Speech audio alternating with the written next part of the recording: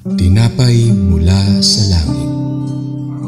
A daily morning devotion with CRC family.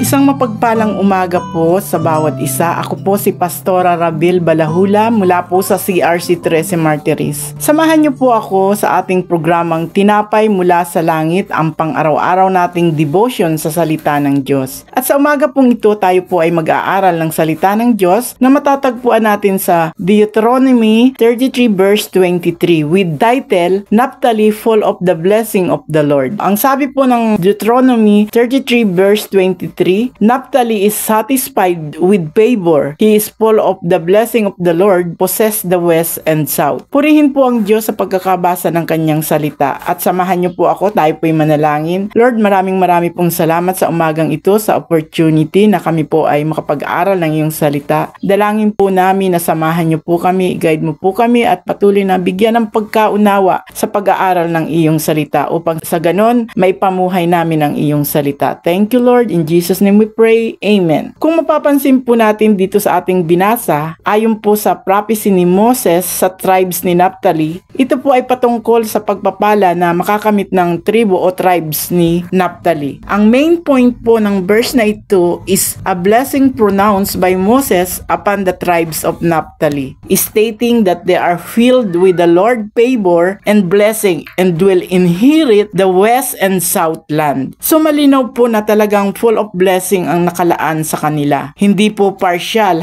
full po talaga, buong buo yung blessing na ibibigay sa kanila ng ating Panginoon. At malinaw din na yung lupain na kanilang mamanahin ay mula kanluran at timog. Hindi na po sila mahihirapang hanapin yung lupain yun dahil malinaw po yung instruction mula po sa kanluran at timog. Sa buhay natin, gaya ng blessing ni Lord sa tribo ni Naphtali, ito ay pwedeng maganap sa ating kapanahunan. Manatili lang tayong sumunod ng buong katapatan sa Diyos, hindi siya nagbabago, nananatili siyang matapat mula noon hanggang ngayon. Ang susi ng pagpapala ay ang pagsunod sa ating Diyos. Kaya sikapin po natin sa ating buhay na tayo po ay manatiling matapat sa ating Panginoon upang sa ganun hindi po tayo mapahamak. Manatili po tayong sumunod sa kalooban ng ating Panginoon. Yun lang po at to God be the glory. Samahan niyo po ako muli sa panalangin. Salamat po Lord sa salita mo na tunay po na kami po ay pinaglalaanan mo ng mga pagpapala. Nais mo na ang buhay namin ay maging masagana. Kaya Lord, ang dalangin po namin, makamit po namin ang mga pagpapala ayon po sa iyong katapatan sa amin. Marami pong salamat at sa iyo po ang papurit, pasasalamat sa pangalan ni Jesus. Maraming salamat po sa patuloy ninyong pakikibahagi sa ating programang Tinapay mula sa Langit. Malaya po ninyong i-share ang video na ito upang kayo rin ay maging pagpapala sa iba. God bless po at magandang umaga sa lahat.